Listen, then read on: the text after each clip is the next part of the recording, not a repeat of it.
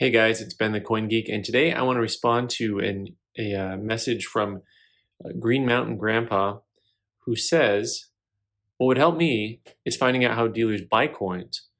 If an old collection comes in with an old guy like me, surely a dealer is not going to pull out the gray sheet and look up 1,000 coins, but instead make an offer based on what he sees, which might be half or less than a gray sheet total.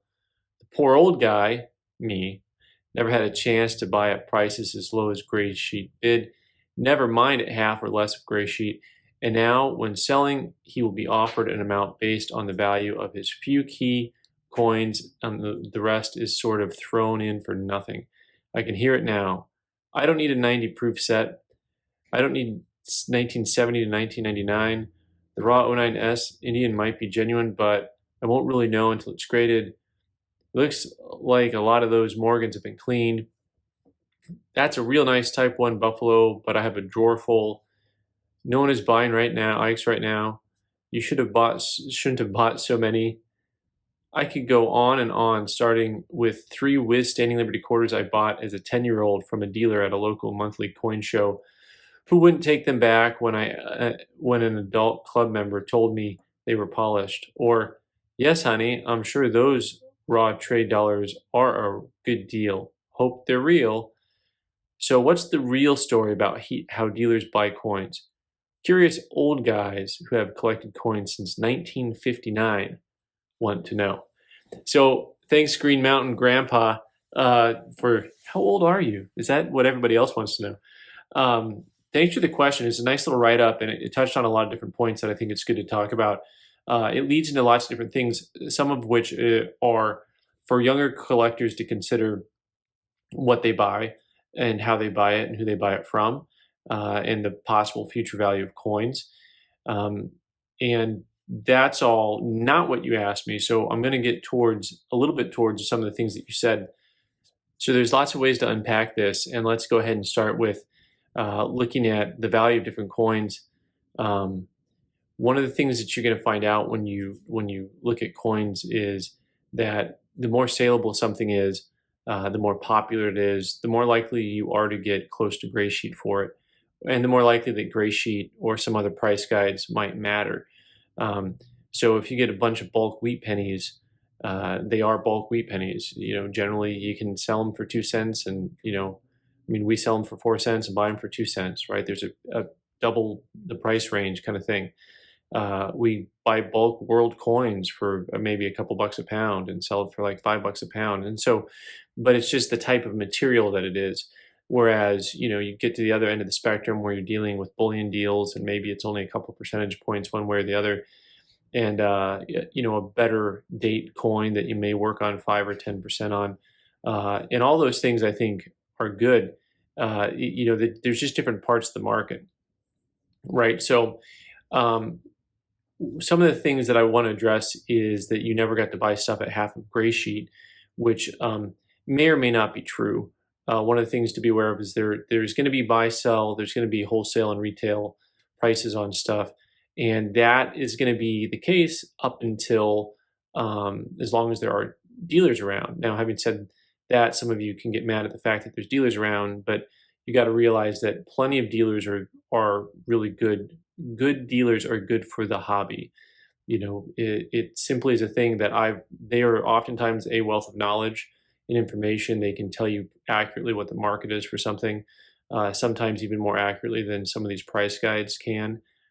So it's good to realize that there's going to be a buy-sell difference no matter what you look at, right? So even if you're using modern technology and you're trying to go and sell stuff on your own through some website, you're still going to run into paying fees and different things.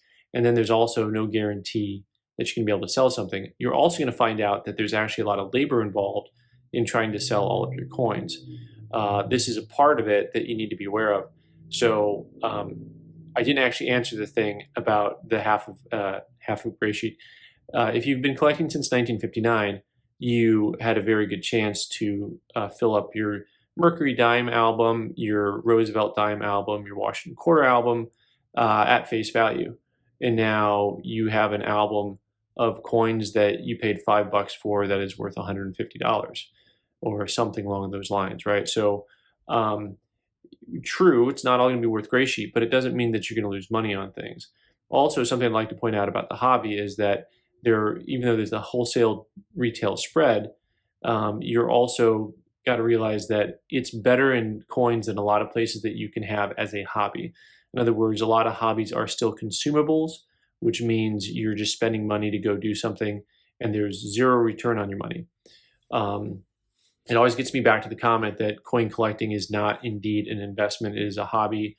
As the Blake says, we are curators for the future for all these different things.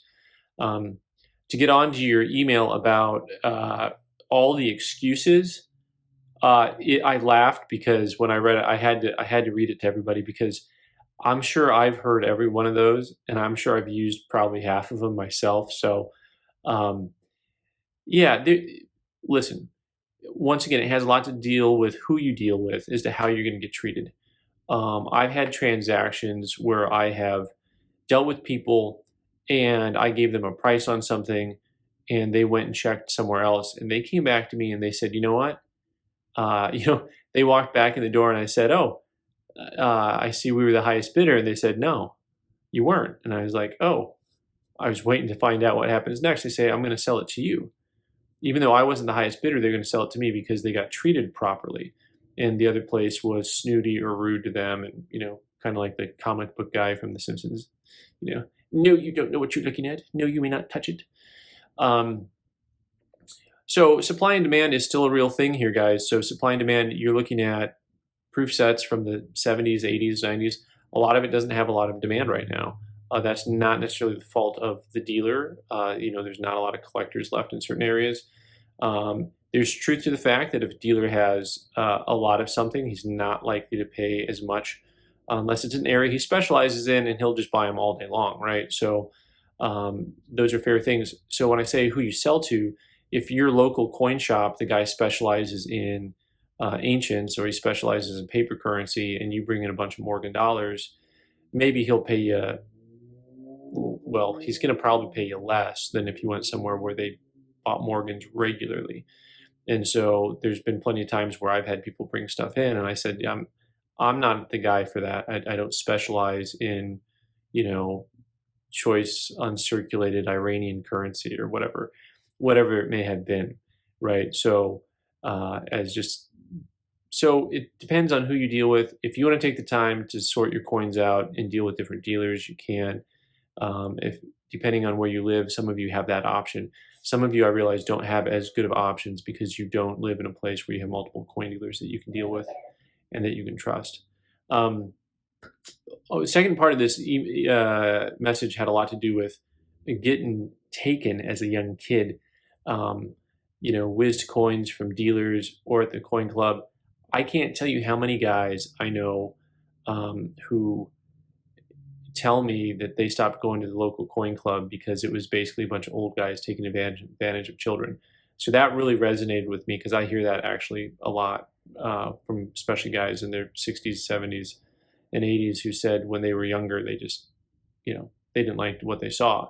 So this gets me back to the point that you guys need to be active in your coin clubs and make sure you got good guys in your coin clubs. And I tell people coin clubs are important, but you want to make sure that your coin club is dealing ethically with people.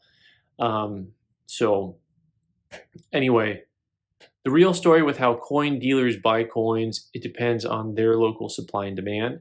It depends on the saleability of the coins. And that's really the real deal. There are coins they're going to look at closely, and there are coins that they're not. But at the same time, you got to realize there's lots of stuff that you bought over the years that didn't cost you an arm and a leg, that you're going to make money on. And there are lots of things also that you probably did pay a lot less than gray sheet for, because I know as a dealer for, a couple decades now, there are plenty of coins, that you can fill an album with that are inexpensive that we don't bother looking in the gray sheet to see, kind of that stuff from the 40s, 50s, 60s, Lincoln pennies and whatever else you get from that time period. They might have a listing somewhere, but oftentimes you can buy them for a lot less than listing. So Green Mountain Grandpa, thanks so much for your comments. And thanks to everyone else for watching. I'm Ben the Coin Geek. You can subscribe by clicking on the button in the corner and watch more videos on the right side of the screen.